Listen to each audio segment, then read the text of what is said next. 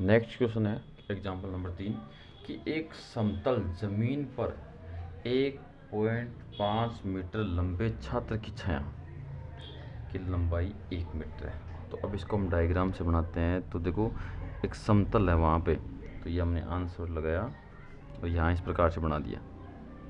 तो ये हो गया छात्र, तो छात्र को मान दिया हमने ए और बी।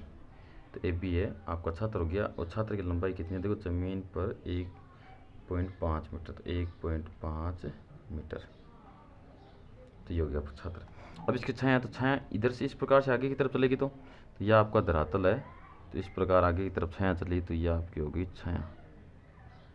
अब डायग्राम थोड़ा गड़बड़ बन गया, क्योंकि 1.5 मीटर है तो ये ज़्यादा होना चाहिए, थोड़ा कम होना चाहिए, लेकिन ये ज़्यादा बन गया। चलो कोई बात नहीं, तो ये हो गया आपका 1 मीटर। तो इसको थोड़ा बनाते समय थोड़ा ध्यान रखना। तो ये 1 मीटर हो गया, ये हो गया 1 मीटर। इतना हमें दिया हुआ है, यहाँ कोण वगैरह कुछ नहीं दिया। दूसरा कह रहा है उसी समय एक मीनार, अब यहीं क्या है, एक मीनार है, तो यहाँ एक मीनार लेते हैं। ये लो आपकी होगी मीनार, ठीक है। तो मीनार को हमने कह दिया ए डैश और बी डैश कह दिया, तो ये मीनार है। इस मीनार की हमें लंबाई दी हुई नहीं है। ऊंचाई क्या करें, मीनार की ऊंचाई अपने को ज्ञात करनी है, तो मीनार की ऊंचाई को हमने मान लिया h, अपने को ज्ञात करनी है। अब एक उसी समय एक मीनार की छाया है वो 5 मीटर है, ये लंबाई उसकी 5 मीटर है। तो यहाँ से इसकी छाया बनाते हैं हम, तो छाया बनाएंगे तो ये बन जाएगी इसकी छाया, ये लो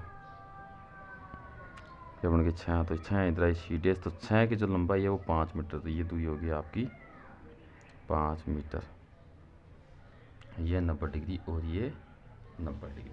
तो अब इतनी चीज़ें हम क्या करते हैं बताते हैं, हमें एच ज्ञात करना है। तो पहले बताते हैं ए बी। ए बी बराबर क्या हो गया आपका, छात्र की लंबाई। तो ए बी तो छात्र की लंबाई होगी, तो वो कितनी है आपकी 1.5 मीटर। और बी सी, बी सी क्या आपका, छात्र की छाया की लंबाई, छाया की लंबाई बराबर ये कितना हो गया 1 मीटर हो गया।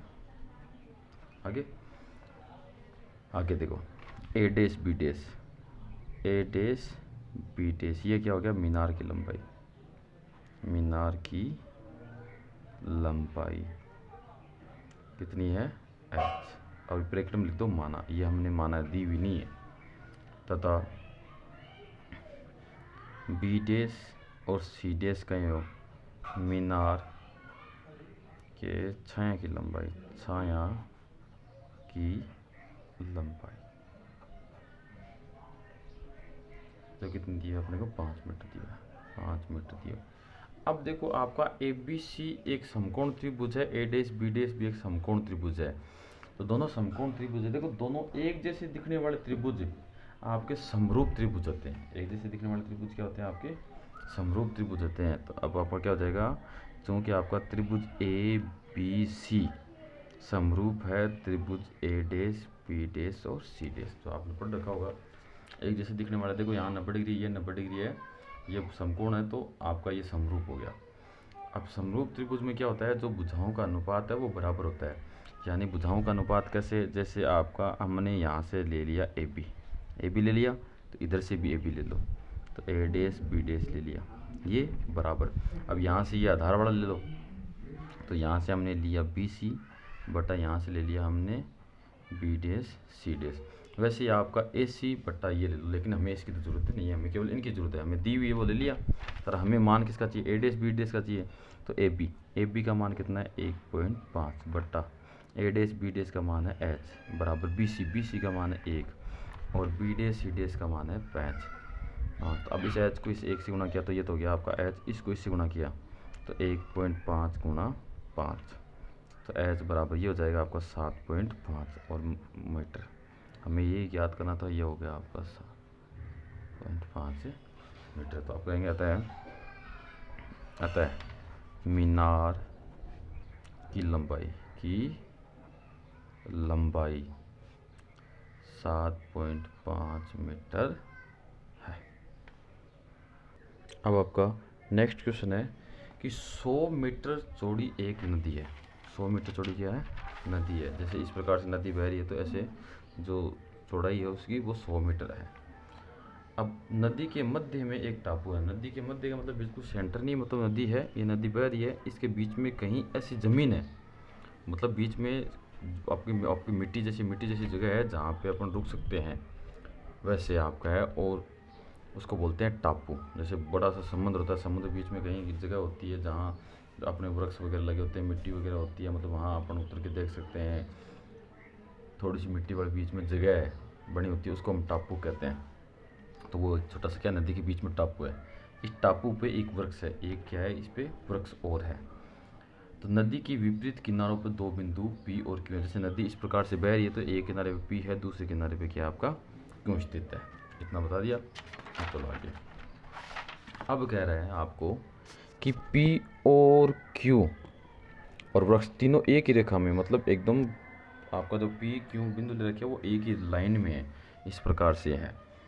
तो देखो मैं बताता हूँ आपको कि जैसे नदी है, नदी मान लो यहाँ से लेके यहाँ तक बह रही है, इधर तक बह रही है, नदी होगी आपकी। तो एक तरफ आपका बिंदु P है, दूसरी तरफ बिंदु क्या है, Q है। और यहाँ से ये दूरी कितनी है, 100 मीटर है। क्यों नदी की आपकी 100 मीटर की है, इस प्रकार से है। नदी के बीच में कहीं भी एक क्या है आपका टापू है, तो यहाँ से हम मान लेते हैं ये टापू के ऊपर पे क्या है, वृक्ष है, वृक्ष। तो इसको मान लिया हमने R। तो ये वृक्ष की क्या हो गई, ऊंचाई हो गई। अब देखो P और ये वृक्ष और ये क्यों एक ही रेखा में हो गए, तो ये दिया हुआ अपने को। अब कह रहा है वृक्ष की चोटी का उन्नयन कोण, P और Q से वृक्ष की चोटी का उन्नयन, मतलब P से वृक्ष की चोटी यानी R का उन्नयन कोण है, वो है कितना है, 30 डिग्री। पहला P बिंदु है तो 30 डिग्री हो गया। फिर Q से 45 डिग्री है, तो ये Q हो गया आपका, तो Q से कितना डिग्री है, 45 डिग्री है।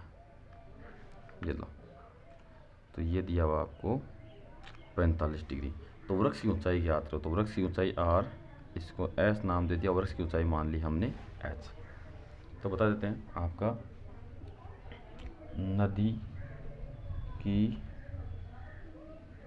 चौड़ाई PQ बराबर 100 मीटर, वृक्ष की ऊंचाई बराबर RS H मीटर। ये हो गया, आपने दिया हो गया।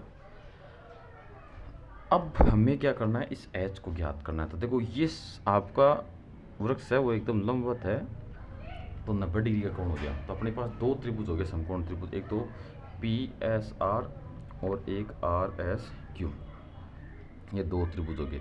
हमें ऊंचाई H ज्ञात करनी, तो कैसे ज्ञात करना है, तो हमारे पास ये है ये है, तो लेकिन PS और SQ का योग अपने पास दिया हुआ है। तो हम यहाँ से PS निकाल लेते हैं, यहाँ से SQ निकाल लेते हैं, H के पदों में दोनों जोड़ देंगे, उसको 100 के बराबर कर देंगे, तो अपने पास H का मान आ जाएगा। किस प्रकार से आएगा, तो पहले अपन लेते हैं त्रिभुज PSR में एक तो H और एक PS, ये दोनों आ जाए तो tan थीटा, तो आपका tan थीटा लो, तो tan 30 डिग्री बराबर, तो लंब लंब लंब क्या हो गया आपका RS बटा आधार, आधार हो गया आपका PS, ये लेना है। तो tan 30 का मान होता है 1/√3, इसका लंब का मान है H और ये आपका PS है। ये आप इसको वज्र गुणा कर दो, तो PS बराबर आ गया आपका H√3। इसको हमने समीकरण नंबर दे दिया 1, यानी अपने पास ये दूरी आ गई। इसी प्रकार ये त्रिभुज लेंगे और ये S की दूरी निकालेंगे, क्योंकि ये आपकी नदी की चौड़ाई है, नदी की चौड़ाई कितनी है, 100 मीटर है, इसलिए। तो त्रिभुज आपका RSQ में वही tan इसमें लो, तो tan 45 डिग्री बराबर लंब, तो इसमें लंब कौन हो गया आपका, तो इसमें लंब हो गया वही RS, लंब आपका RS है और आधार चेंज हो गया, आधार आपका SQ हो गया। तो tan 45 का मान होता है 1, इसका मान H है और ये SQ हो गया, तो SQ बराबर H। तो ये हो गया आपका समीकरण नंबर 2। अब समीकरण 1 व 2 से आपका PS प्लस SQ बराबर होता है PQ। तो पी एस आपका h√3 प्लस SQ आपका h है, और ये हो गया आपका 100। अब इन दोनों में से h कॉमन ले दो, h कॉमन लिया तो ये हो गया आपका √3 प्लस 1 बराबर 100। अब h का मान निकालेंगे तो h बराबर हो गया 100 बटा √3 प्लस 1। अब इसको ऐसे छोड़ते नहीं है, तो ऐसे नहीं छोड़ते तो क्या करेंगे, तो अब इसका क्या करो, नीचे वाले का प्रीमियर का, तो नीचे अंडर रूट का पद नहीं छोड़ते इसलिए। तो h बराबर 100 बटा √3 प्लस 1 गुणा परिमेय का मतलब √3 माइनस 1, विपरीत चिन्ह वाला गुणा कर दो -1। तो h बराबर, तो ये तो जाएगा 100 गुणा √3 माइनस 1। अब ये हो जाएगा a plus B, a minus B यानी a का स्क्वायर, तो √3 का स्क्वायर माइनस 1 का स्क्वायर। तो h बराबर 100 √3 माइनस 1, तो √3 का स्क्वायर हुआ 3 माइनस 1, तो बच गया आपका 2। तो h बराबर हो गया 100 गुणा √3 माइनस 1 बटा 2, 2 का भाग 2, तो h बराबर 50 √3 माइनस 1 मीटर। तो ये आ गया आपकी दूरी। तो अब हम लिख देंगे अतः वृक्ष की ऊंचाई, अतः वृक्ष की ऊंचाई 50 √3 माइनस 1 मीटर है। धन्यवाद।